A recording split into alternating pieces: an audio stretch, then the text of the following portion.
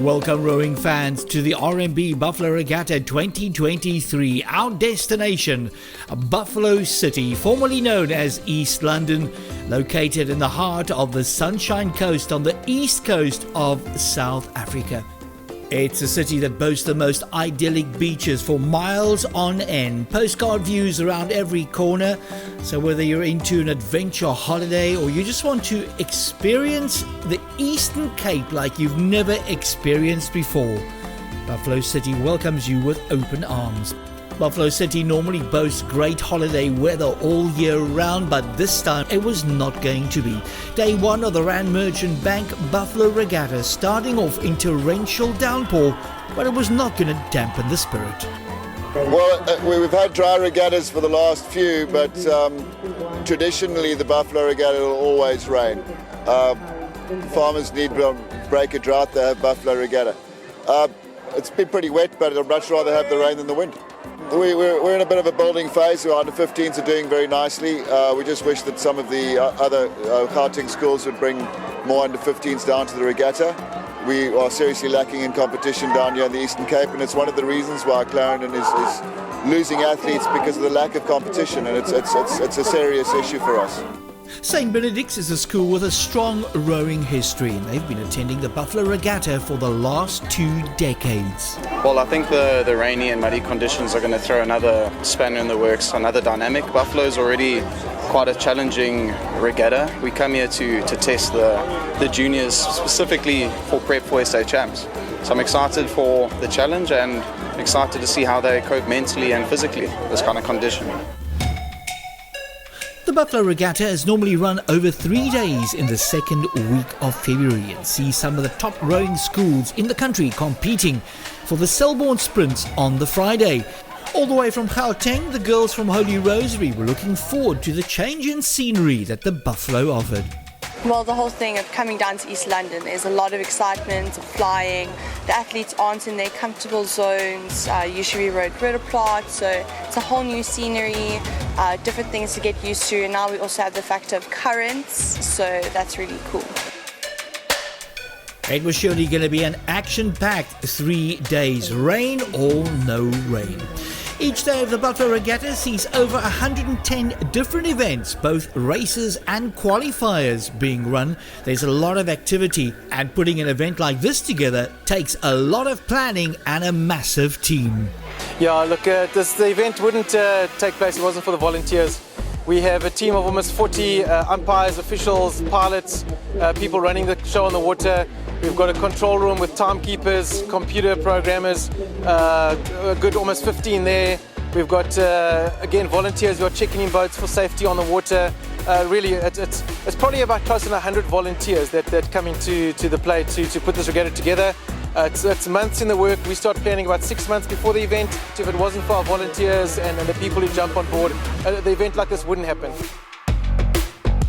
The first Buffalo Regatta was run way back in 1881, and this year was the 135th running of this historical event. It, by the way, makes it the oldest sporting event in South Africa that happens on an annual basis. As the teams were getting ready, qualifiers were being run. It's time to have a look at the action from the Selborne Sprints, and for me to welcome a racing commentator and aficionado, Kate Godfrey. Kate, welcome. It's going to be a very wet Buffalo Regatta, but we still had an absolute amazing turnout. Yeah, absolutely. So it threw a spanner for the people who are on the bank, because we had a lot of nice mud. But on the water, it's actually fantastic, because that water's lovely and smooth, and that's what these fine boats want and what they do best in. The focus in the Selborne Sprints falls primarily on schools, although there's a variety of age groups competing. And usually with the schools, there's a massive group of supporters that follow them down to the Buff. The Buffalo Regatta, rowing on the river, Usually when you're in Joburg, where the dams, rowing on the river, it's different. The vibe in East London is next to nothing. It's number one. The spirit, the type of people you meet here, great people. So this is my second one here, and I'll always come watch the Buffalo Regatta. It's the best. Well, it's been fantastic. It's been a very wet Silverburn Buffalo Regatta so far. But what more could you ask for? There's no wind to speak of. Gentle rain for now. And so far so good. There's been phenomenal racing. The times I'm told are close to what they do up at Regatta. So all good so far. With all the tradition behind the Buffalo Regatta, the boys from Tux were keen to leave their mark. Well, we don't have a lot of regattas within the year. We have very limited amount of races. So when we get the opportunity to race, we want to race. And it's a lot different to Regatta. It's obviously more oxygen down here at the coast. I mean, yesterday we saw very fast times because of the currents and the conditions, which we won't see at Regatta normally, which are really it's really enjoyable. It's very different to Regatta, and it's just such a fun regatta that we love coming here. So as we head into the start of the first 500 meter race, Kate, this is going to be really intense. It is, and it's fantastic practice. And it's good for the new discipline that's coming out, which is coastal rowing. They're beach sprints, which is also over 500 meters. Very intense. The lactic acid is absolutely burning. You've got to try and keep your technique. The rating is a lot higher than in a 2,000 meter. And you often find that the guys who've done a lot more weights are a lot better than the guys who've been in a lot of long distance, and they're more whippy. So you'll see that you'll get a very different result from the 500 meter sprint to what you have over 2,000 meters. It's going to be a battle all the way to the line, but it looks like Sachs will be grabbing victory over St. John's St. Andrews from Grahamstown, taking third place, but a great performance by Sachs. On to our next event. It's going to be over 500 meters as well, and this is the under 23s, and of course these are the varsity boys racing. Nice to see. We've got George Deploy stroking the UCT boat. He's also coastal rowing national squad, and he just came fourth in the Commonwealth Regatta in Namibia. And you can see that sprinting work that he's been doing is definitely paying off. That boat has got its nose ahead, and Tux, which is usually the master on the water, is being left behind by both UCT and UJ, which is really nice to see. But it's got a tight battle. These 500 meter sprints, you really have to work hard. UJ have also got an excellent program at the moment, but it looks like UCT have made it to the line. George's sprinting legs helping his crew get over in front of the others. But look at that, a fantastic finish by UJ. They're right in there, side by side with Tux. UJ really on the way up. Kate, this is a race you speak highly of. It's the junior men's octopools. Yes, this is 16 blades, and it can be a complete mess, but it can also be absolutely fantastic. So Clarendon, I think you mentioned it elsewhere, they don't have any other girls to race in the Eastern Cape, so they race the boys. And here they are in the boys J15 octopools. And they're not doing badly, they've taken ahead, and you can see they're right in there, but this is very tight racing, rating going up, blood is pumping over 500 meters. Benny's is always very strong, technically very good as well. And this is tight racing. You can see, look, as you go across, 5 boats in a line, and the girls are right in there. But Benny's look like they're going to just pip everybody else to the post, but it's a quarter of a length between each boat. St. Benedict's brought a very strong team to the Buff this year. I mean, they're going to take the win here, but they're usually very strong in general when it comes to rowing. They do. I mean, they are the biggest rowing school in South Africa, and they're very, very strong. They didn't get it all their own way, so there are definitely some interesting to watch, and St. Albans are very strong in their sculling as well. And this is going to be quite a big one as we go on board with UCT, the men's under 23 eights. Great pulling as they get off the line. You can see how they work in unison.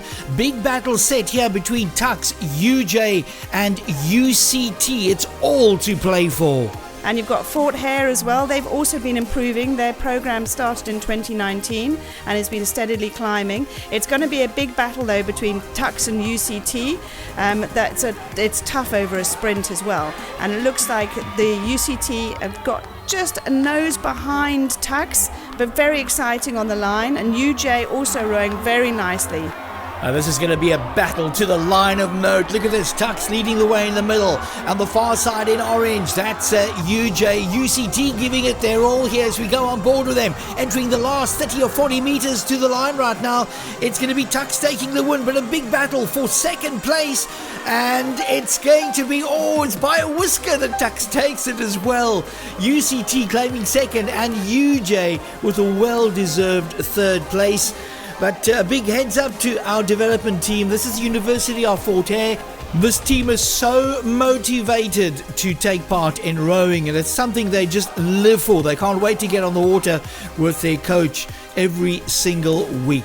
Another big one here. This is junior women's first quads as they set off the line. A lot of competition here. You've got the big four, which are really creating exciting racing. So St Mary's, St Andrews, St Stithians, and now Holy Rosary is right up there. And you can see that the St Mary's crews have gone off really strong, but it looks like Holy Rosary might have just got their nose out ahead. Their rowing program is going fantastically. These girls are strong, they're rowing beautifully, and they are motivated. You can see that their rating is just a little bit off St Mary's, and St Mary's is looking a little bit ragged, and Holy Rosary have got the bit between their teeth, and they're taking it away and sending that boat every stroke. Stunning performance by Holy Rosary, managing to take the win over the two St Mary's boats. Kate, what makes you a good racer in quads? What makes a team excel in quads? Quads is not a delicate boat, it's a thug's boat. So being strong, being very good on the ergo and having a good technique is what you need to be able to win a coxed quad. On board with Selborne for our final race of the day in the Selborne Sprints, the junior men's first 8 as the boys come past us here. We're just off the 500 meter mark as the camera catches the boats coming by. This is a very short distance and it's going to be high impact racing. It's 500 meters, it could be anybody's, and also those schools that have a very strong rugby program tend to do really well in the sprints, and Selborne is one of the better schools in the country for rugby, and you can see that in their sprint results. They're right in there with the top schools. Nice to see Jeppy up there as well. And Benny's, as always, very, very strong. Then you've also got Rhonda Bosch in there doing a grand job of getting into that final and making it a really exciting, close finish. Now these guys, as they come up to that building, they'll be able to hear their school going off and their sister school Clarendon just going ballistic and cheering them on. Got a very nice tight race here between St Stithians and Benny's, closely followed by Jeppy. I mean, that was really, really close. I think if St Benedict's had a few more strokes, they probably would have closed down that gap because it was really on the line. There was nothing in it. Great finish by Jeppy boys, claiming third place. The attention now shifts to day 3, the Buffalo Regatta. Racing held over 2 kilometers on the Buffalo. Weather-wise, the sun's coming out to play, warming it up, and I think everybody very happy that the rain has taken the back seat on the final day of racing. Of course, racing over 2 kilometers is a totally different style of racing, as the girls from St Mary's explains. It's about getting out the blocks fast and then finding a rhythm, settling with that for like the middle 1K, and then picking it up again at the end for the last 500 meters. On day 3 of the Buffalo Regatta, it's going to be the varsities and the senior class rowers coming out to stamp their authority on the event, especially in events like the Silver Skulls. Last year, Jay Green took the honours of the event, and by the sounds of it, he really loves coming down to the Buffalo. Well, I mean, it all starts with the heritage. You know, this regatta goes way back. The Silver Skulls and the Grand Challenge started in 80-81. So I think the heritage and, you know, you feel the history while you race on this river. And we always love coming down. It's quite a packed environment. It's got a lot of bit of attitude here with all the school kids and all the rows on the course. So there's always good racing. It's always great regatta and a bit of unpredictability from the Buffalo River. So I'm racing the women's senior single and also the women's senior double. Very huge events. I think it's going to be some tight, spicy racing. So I'm looking forward to it.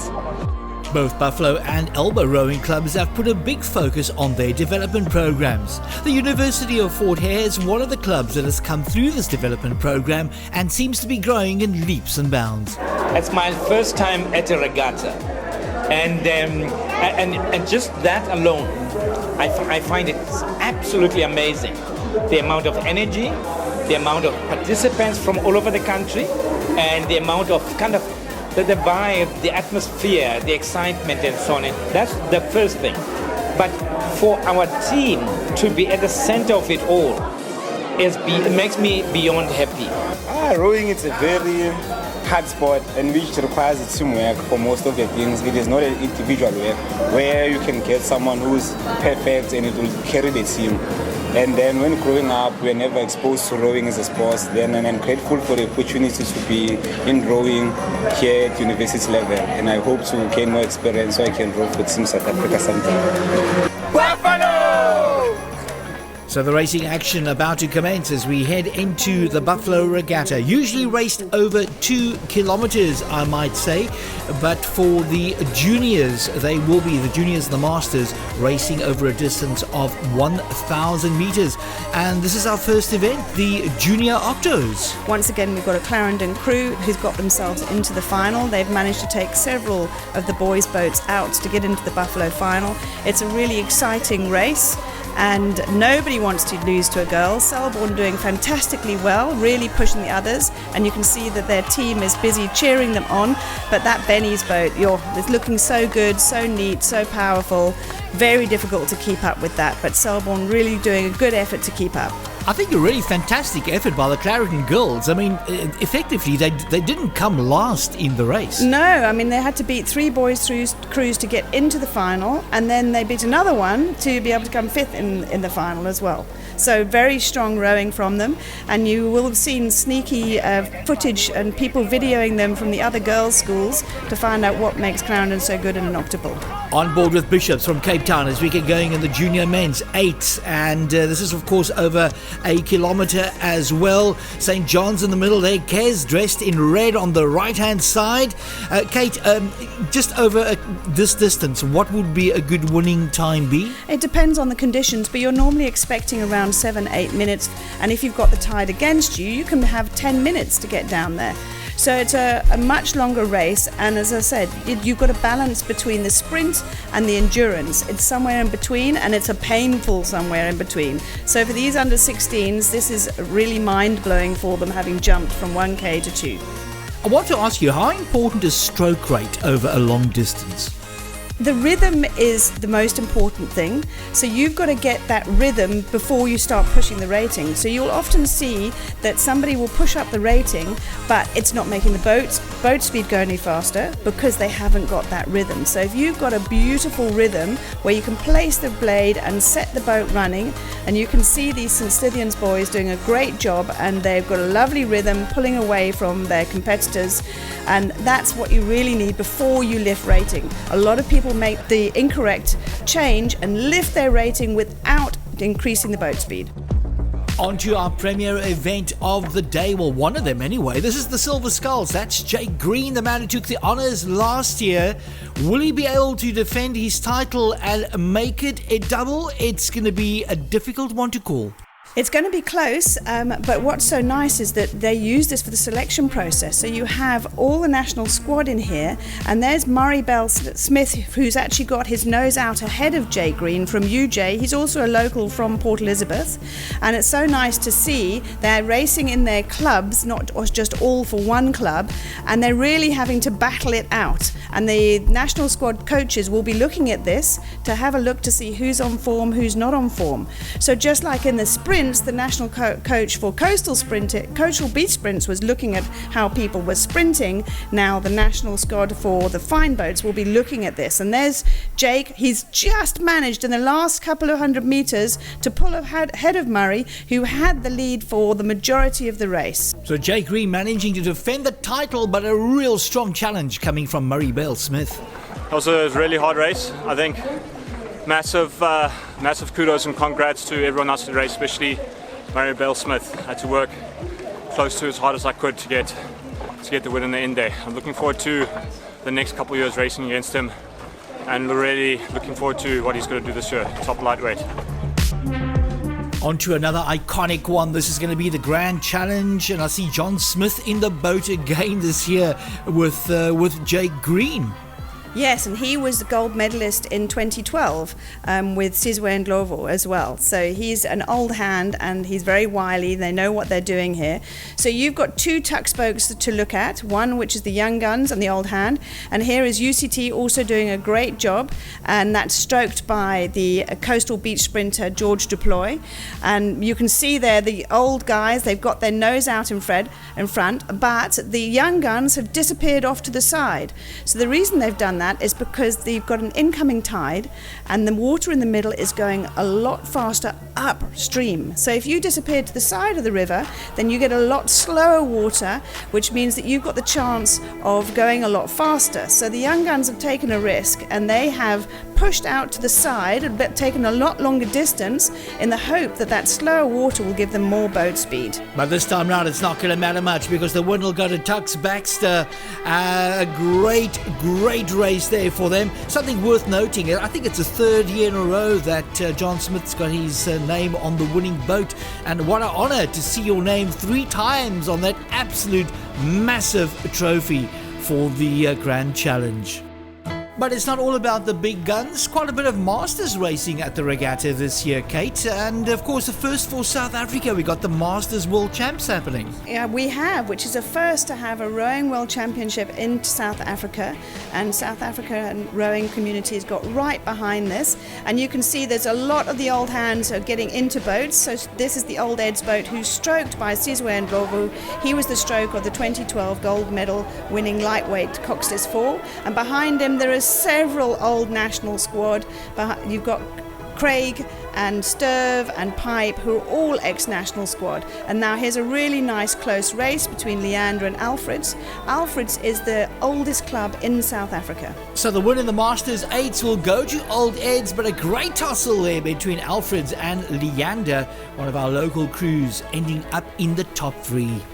So as we move on now to the second last race of the day, it's the junior women's first quads on board here with Holy Rosary, and a fantastic start by the girls. Got St Mary's getting 2 boats into the final, but that Holy Rosary quad, they've got really nice neat catches, placing that blade, levering the boat past. There you can see they've got the measure. Once you've got your nose out in front, you've got control of the race, you can just use your competition and kick against them, and you can see when they're trying to push harder, and all you do is just react. Whereas St Mary's, they've now can't see what their crew is doing, the other crews, and they're rowing in the dark. So hopefully the Cox is telling them exactly what's happening. Really nice to see that Holy Rosary is winning this year and not always St Mary's. It's nice to have a bit of a mix once in a while, although I'm sure the St Mary's coach won't agree with me. Yeah, I spoke to Nicholas Steensma prior to the event, and he said to me this year they're not coming here to take second places. There's no prisoners for them. They want to dominate in the Buffalo Regatta, and you couldn't win a more prestigious one for the girls. The win would go to Holy Rosary, St Mary's in second, and St Andrew's girls claiming 3rd place overall. On now to our final race of the day. It's the junior men's first 8s as we go on board with Rhonda Bosch. They haven't had the best Buffalo Regatta this year. Maybe they could change the outcome of this race. But somehow I think it's going to be between St Stithians and St Benedict's, because all the big names are here to play. It looks like St Stithians have got a very nice Hudson that is a Canadian boat, that black boat, and then closely followed by Jeppy. Really nice to see them up here and so strong. But 8s racing is so exciting. If you're watching or if you're sitting in the boat and having close racing side by side, there's nothing to beat it. And when you get a great rhythm, and you can see here we've got Benny's and St Stithians really close. I mean, that literally looks like there's maybe a foot between the 2 bow balls. At the moment, Benny's look like they've got their bow out ahead. And as I said before, once you get your bow out ahead and you're looking down on your competition, it is so motivating. You place that blade and you lever that boat past your competition. So they almost become a physical presence in the water that you are levering yourself past, and Benny's is taking advantage of that. And every stroke they're pushing away. Rating is slightly higher than St Stithians, and so where they lost it in the sprints, they're going to get it in the main battle over the 2K. They've now even got clear water, so there's only maybe a metre or 2 between the stern of Benny's and the St Stithians bow. But you can see those guys are feeling the pain. They don't know where the competition is and they're working hard. Nice win for Benny's.